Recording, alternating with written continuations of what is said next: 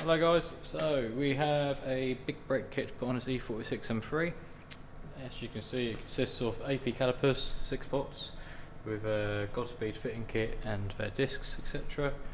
Paired with a set of Ferrado pads, so it should be a fairly simple process. Hopefully there's no stuck union fittings on the brake lines on the car itself, because these are quite common for corroding, but it should be fine. It looks like quite a clean car.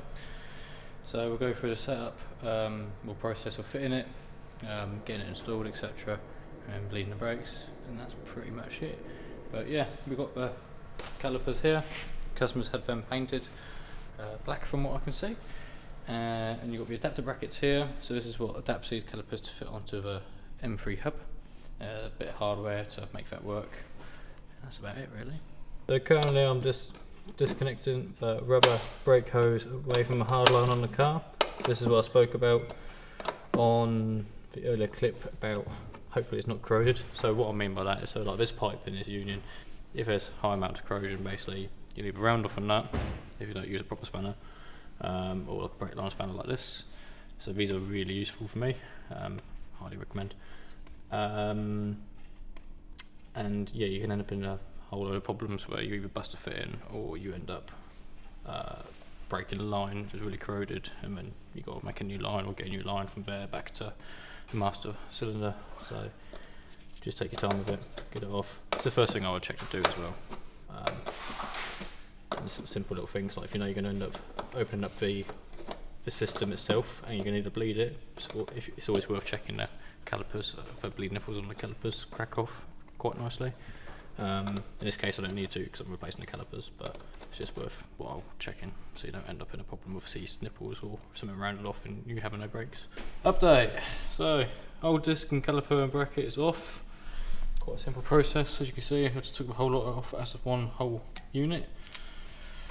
Once the old disc is off, clean up the hub of any surface corrosion or any horrible grime, etc, because you don't want your new disc riding up against that. So give that a clean up, give it a little bit of grease behind the back, clean up the hub. So you can see I've greased it up. Next step is putting the disc on, so fairly simple, just plonk it on, put your retaining bolts in. Now next up we'll be putting on the adapter bracket, caliper, making sure everything clears. May or may not have to trim this, so I might have to take the disc back off once I figure that one out. And then once that's done, I can repeat the same for the other side, build it all up, put the new hoses on, and go from there. So I've just finished cutting the backing plate, so you can see where I've cut it. I don't know, the missing piece to show you. In the bin. It was quite a big piece anyway. So as I said, it's quite normal stuff for calipers to end up hitting this part.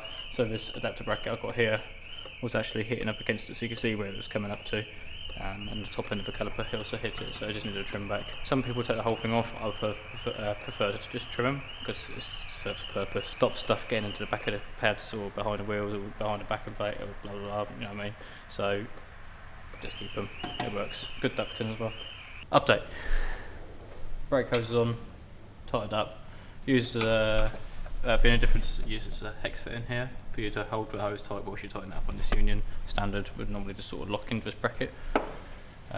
Once that's on, get your pads in. So I've got the pads in now, as you can see, and to get all your pins and sliders, etc. back in, tighten it all down, and that's pretty much all of that done.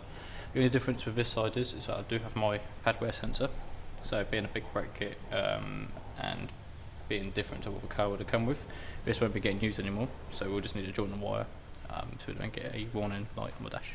That's this corner all done. So all in all, gone through the process of pretty much how to fit a big brake kit. What I will say is, kits like this are nice because they're designed specifically for the car, so normally you don't have to worry about too much about fitment, etc. What I will say is with some other kits, shan't name any brands or anything like that, but what you need to watch out for, some of them will have spacing shims.